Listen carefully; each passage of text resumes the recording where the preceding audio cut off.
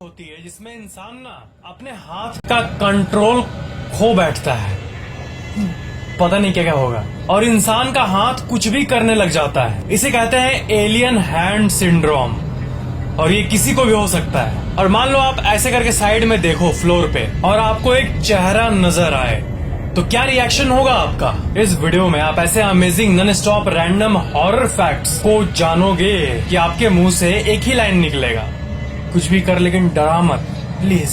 Fact number 17। Year था 1971, महीना था अगस्त। मैरिया गोमेज वो अपने किचन में काम कर रही थी और उन्होंने अपने किचन के फ्लोर में एक अजीब सा चिन्ह देखा, एक कुछ बना हुआ था वहाँ पे। और जब वो ध्यान से देखी तो उन्हें ये नजर आया कि एक चेहरा बना हुआ है, और ये चीज बिल्कुल स्कैरी चीज थी उन लोगों के लिए, क्योंकि फ्लोर पे रैंडमली कुछ भी दाग होता तो ठीक होता, बट फ्लोर पे चेहरा कैसे बन जाएगा? तो उसके बाद उन्होंने उसे बहुत सारे जो होता है ना रिमूवर, उससे रिमूव करने का कोशिश किया, और उसके बाद वो रिमूव हो ही नहीं रहा था। भले आप वहाँ पे कुछ भी यूज कर लो, डिटर्जेंट से लेकर सब कुछ, कोई काम नहीं किया। लास्ट में उसका हस्बैंड एक कुल्हाड़ी से ऐसे तोड़ दिया उस जगह को, क्योंकि बहुत स्केरी लग रहा था। और उसके बाद फिर वो लोग सो गए और सुबह उठे, बट सुबह उठ के उन लोगों ने ये देखा कि वो चेहरा फिर से फॉर्म हो गया है। तो ये एक बहुत ही अजीब चीज थी, मतलब क्या हो रहा है ये। और इसके बाद उन्होंने किचन को सील कर दिया, पता है, और एक पैरानॉर्मल इन्वेस्टिगेटर को बुलाया कि यहाँ पे देखिए ऐसा क्यों हो रहा है, यहाँ पे फेस क्यों बन रहा है रैंडम इंसानों का। तो बाद में उसका मिस्ट्री जब अनराइवल किया गया, तब ये पता चला कि असल में उन्होंने किचन को तोड़ा और किचन को ऐसे गड्ढा किया, और कुछ फीट गड्ढा करने के बाद उन लोगों ने देखा कि वहाँ पे बहुत सारे, एक नहीं बहुत सारे डेड बॉडीज पड़े हुए हैं उनके किचन के बन के तेरा साया मैं तुझको थाम लूं नीचे। और सबसे ज्यादा जो डेड बॉडी का जो कंसंट्रेशन था वो 10 फीट अंदर था, और बहुत सारे हड्डियों को भी पाया गया, और ऐसे हड्डी को भी पाया गया जो कि 700 साल पुराना है। और फिर उन लोगों ने वहां से हड्डियां हटा के वहां पूजा करा के फिर वो भर दिया वापस। सब कुछ ठीक है ना, बट फिर से किचन पे एक नहीं बल्कि 5-6 फेसेस बनने लगे फ्लोर में अपने आप, चेहरे। और उसके बाद उन लोगों ने किचन को पूरी तरह से फुल्ली सील कर दिया, और उसके बाद से वो किचन सील्ड ही है। इस रियल स्टोरी में जो औरत थी उनका नाम मैं आपको फिर से बता देता हूँ, उनका नाम है मारिया गोमेज पेरेरा।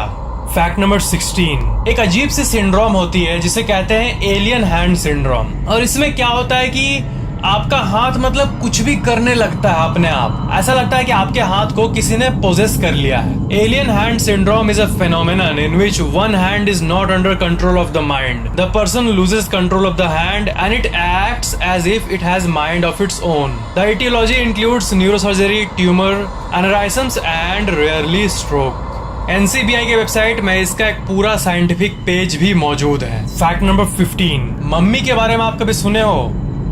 मैं बचपन में अक्सर मम्मी, मेरी मम्मी या आपकी मम्मी, जो मम्मी होती है घर में, और जो ये मम्मीज होते हैं उनको मैं कंफ्यूज, अरे हटाओ ये बात को। तो मम्मीज होते हैं डेड बॉडी जिनको प्रिजर्व करके रखा गया रहता है किसी स्पेशल लिक्विड में या ऐसा कुछ। तो लेडी डायस एक थी हैंड डायनेस्टी की लेडी, ठीक है, और उसका बॉडी 2000 साल पुराना है आज से, बट उसको आज तक एक मिस्टीरियस लिक्विड में प्रिजर्व करके रखा गया है, और साइंटिस्ट को ये भी नहीं पता कि ये लिक्विड क्या है, और इस लिक्विड में खास बात क्या है कि वो 2000 साल से, मतलब ये देखने में आपको क्रीपी लग रहा होगा, ठीक है, लेकिन इतना भी पॉसिबल होना बहुत मुश्किल है। मतलब जो ममीज होते हैं वो गल जाते हैं, बट इतना जो इसका इतना स्ट्रक्चर बचा हुआ है ना, ये भी बहुत बड़ा बात है, क्योंकि 2000 ईयर्स बीत चुके हैं, और इसे सबसे ओल्डेस्ट ममी भी कहा जाता है, और इसका स्किन आज तक सॉफ्ट है। सबसे मेन बात ये है कि किस लिक्विड में रखा गया है, इस लिक्विड में है क्या? 2000 साल पुराना चीज, लिक्विड, उतना साल पुराना जो लिक्विड है उसका प्रॉपर्टीज आज भी आजकल के साइंटिस्ट भी नहीं पता कर पा रहे हैं। अमेजिंग। Fact number 14। जो प्लेग्स, पैंडेमिक्स होते हैं ना दुनिया में, कुछ महामारी फैल जाना, तो साल 1518 में ना एक डांसिंग प्लेग फैला था। पता है ये क्या था? डांसिंग प्लेग में एक अजीब सा, मतलब जैसे महामारी तो आप जानते होंगे क्या फैला हुआ है, तो डांसिंग प्लेग की जो महामारी थी 1518 की ये महामारी, उसमें जिसको ये होता था बीमारी ना, वो ना डांस करने लग जाता था। पता नहीं कैसे, मतलब बीच सड़क में नाचता था और नाचने को कंट्रोल नहीं कर पाता था। पता है, नाचते नाचते वो मर जाएगा लेकिन नाचना कंट्रोल नहीं कर पाएगा। बॉडी ना चाहते हुए भी उसका मूड एकदम नहीं है, मुंह ऐसे है लेकिन बॉडी तब भी नाच रहा है। एक बहुत ही अजीब, मतलब ऐसा लगता है किसी के अंदर घोष डूब गया है। मतलब अजीब सी ये महामारी फैली थी 1518 में। Fact number 13, Bigfoot, yeti, इन लोगों के बारे में आप जानते हो? मतलब बहुत लोगों ने बिग फुट्स को देखा है और येटीज को भी देखा है। ये ऐसे क्रिएचर्स होते हैं जो कि हिमालयन रेंज और दुनिया के ऐसे जगहों पे पाए जाते हैं जहाँ पे उतना इंसान का बसेरा नहीं है। तो ये जो होते हैं इनके पास दिमाग होता है और ये हंट करते हैं और एलिजेडली ये इंसानों से नफरत करते हैं और ये लोग अपना लाइफ जीते हैं। और मतलब इसका कोई प्रूफ नहीं है आज तक, कोई सिर्फ एलिजेट किया गया, प्रूफ नहीं है कि हाँ बिग फुट एग्जिस्ट करते येटी। बट बात यह है कि हिमालय पहाड़ के आसपास या फिर जो ऐसी जगह पे जो इंसानों का छोटा मोटा बसेरा होता है ना, गांव, तो जैसे माउंटेन विलेज ये सब, तो वहाँ के लोग ना बहुत बार इन क्रिएचर्स को देखते भी है। बीबीसी के अकॉर्डिंग जो माउंटेन विलेज तजिकिस्तान और क्राइगिस्तान, इन गाँव में सबसे बड़े येटी के विटनेसेस मिले हैं। फैक्ट नंबर 12, माउंट एवरेस्ट जो है ना, इसमें कितने लोग हर साल जाना चाहते हैं टॉप में, और ज्यादातर लोग जिनके पास सुविधा नहीं होता ना वो मर जाते हैं।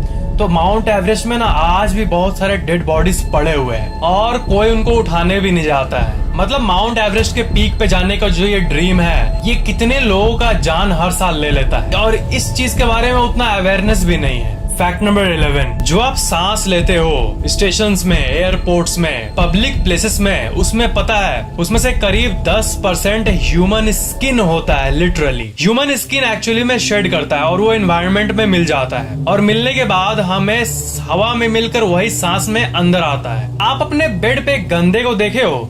जब आप बेड पे रात को सोने जाते होगे तो देखते हो कितना गंदा गिरा हुआ है, तो उस गंदे में ना बहुत परसेंटेज ना आपका स्किन ही होता है। और जो लाइट, जहाँ पे लाइट टाइप का होता है ऐसा इमेज जहाँ पे आपको कुछ कुछ दिखता है पार्टिकल, इसमें भी करीब 10% इंसानी स्किन ही होता है। आपका स्किन पता है, अगर आप इसको एक यूनिवर्सल लेंस से देखो ना तो कितना स्किन आपका झड़ रहा है, लिटरली पूरे सेकंड झड़ ही रहा है, बस आपको दिख नहीं रहा है। ऐसा होता है यूनिवर्स को अलग लेवल पे देखने पे। फैक्ट नंबर 10, एक अजीब टाइप की बीमारी होती है जिसे कहते हैं कैपग्रास डिल्यूजन। और ना ये एक अजीब सी चीज है। देखो मैं भी बचपन में सोचता था कि जैसे मेरी बहन दीपिका, ठीक है, तो ऐसा सोचो कि ये दीपिका ही है, ये दीपिका के डुप्लीकेट नहीं ना है। आपके घर में भाई बहन मम्मी पापा है, मान लो पापा है घर में आपके, ठीक है, ये पापा का हमशक्ल तो नहीं है, पापा ही है। कैसे प्रूफ करूं?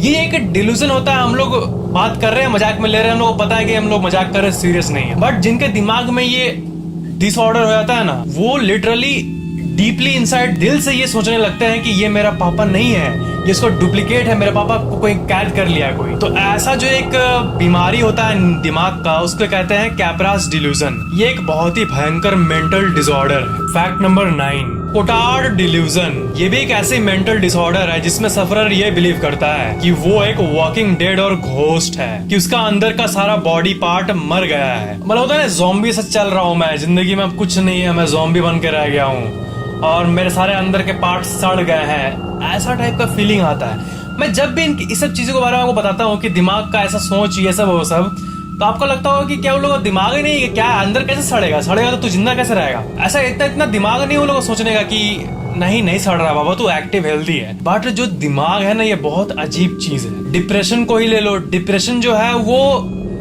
जो असल का सीरियस वाला डिप्रेशन होता है ना, उसमें आप सामने वाले पर्सन को कितना भी समझा दो वो नहीं मानेगा, उसको लाइफ खराब ही दिखता है। तो ये दिमाग का जो होता है वो वही समझ पाता है जिनको वो सब डिल्यूजन होता है। भैया सेब कितने के दिए? 100 के 5। अरे भैया सही पैसे लगा लो, डेली आप ही से लेके जाती हूँ। चलो आपके जैसी के 4 लगा दिए। है चलो दे दो।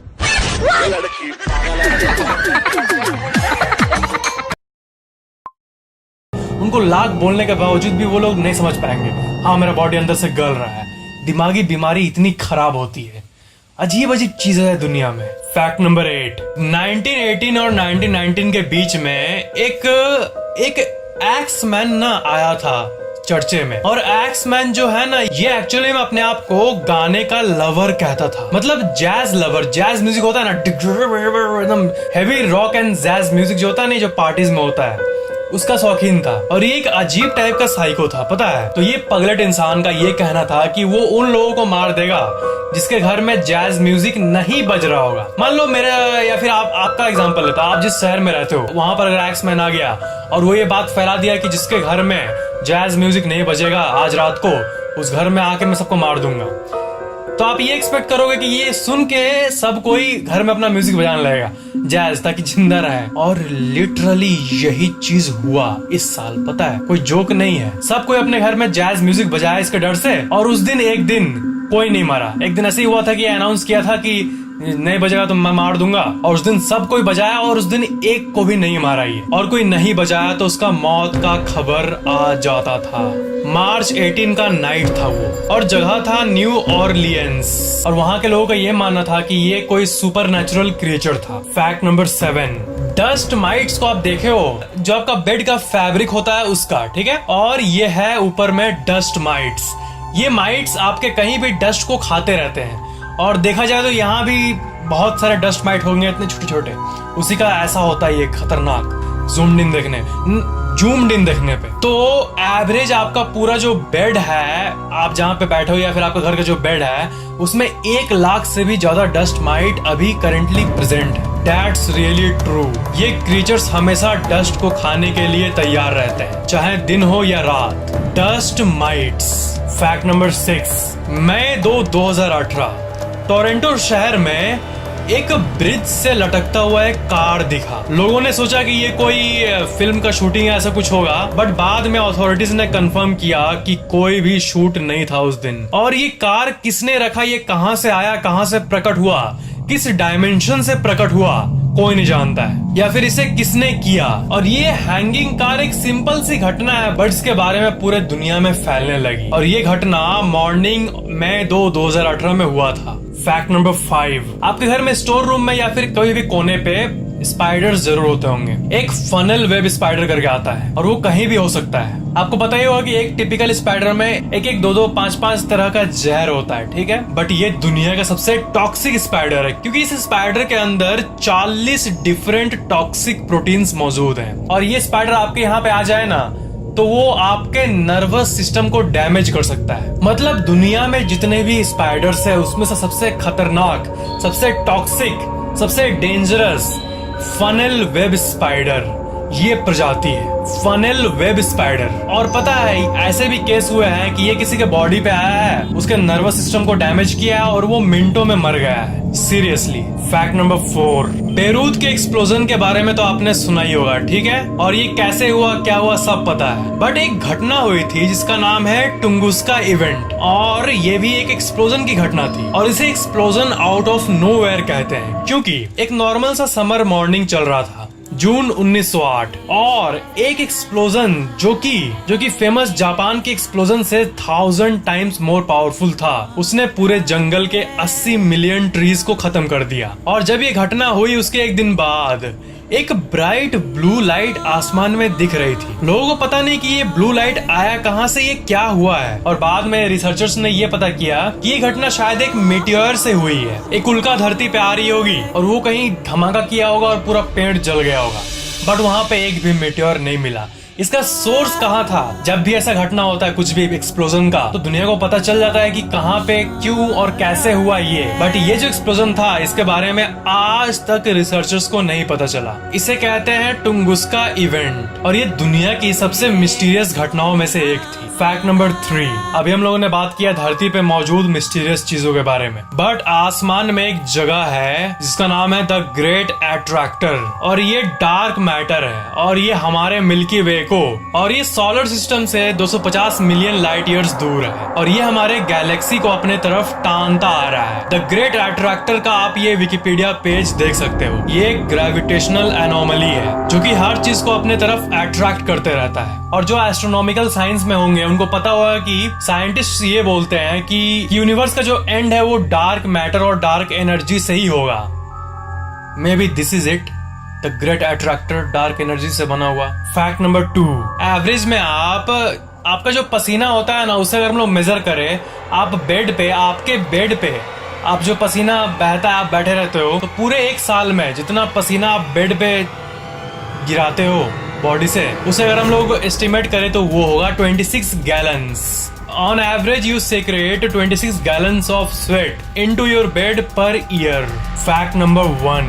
आपको पता ही होगा कि जो पैरानॉर्मल इन्वेस्टिगेटर्स होते हैं वो बहुत सारे इक्विपमेंट्स को यूज करते हैं एंटिटीज को डिटेक्ट करने के लिए। तो उन इक्विपमेंट्स का कुछ जानकारी मैं आपको देना चाहता हूँ। सबसे पहला जो टूल यूज होता है उसे कहते हैं इंफ्रारेड थर्मोमीटर। और ये जो होता है ये किसी भी जगह पे जो टेम्परेचर का सडन चेंज होता है उसे फाइंड करने में मदद करता है। और पैरानॉर्मल इन्वेस्टिगेटर्स का ये कहना है कि जहां पर कोई एंटिटी होता है वहां पे एक टेम्परेचर का सडन चेंज, एक ऐसा चेंज जो कि किसी इलेक्ट्रिकल इक्विपमेंट के चलते नहीं हुआ है, रैंडम चेंज देखने मिलता है रूम में, उसी को ये डिटेक्ट करने में मदद करता है। दूसरा है डिजिटल वॉइस रिकॉर्डर। ये ऐसे वॉइस रिकॉर्डर्स होते हैं जो कि एम्बियंट बैकग्राउंड नॉइज को कैप्चर करते हैं। हल्के से हल्के जो वॉइस होते हैं उसको भी ये कैच कर लेगा, जो एक्चुअल में डिजिटल वॉइस रिकॉर्डर्स होते हैं। अब आप बोले हुए मोबाइल में भी तो है, बट मोबाइल का बात अलग है, वो एक पूरा डिवाइस रिकॉर्डिंग को ही डेडिकेटेड होता है।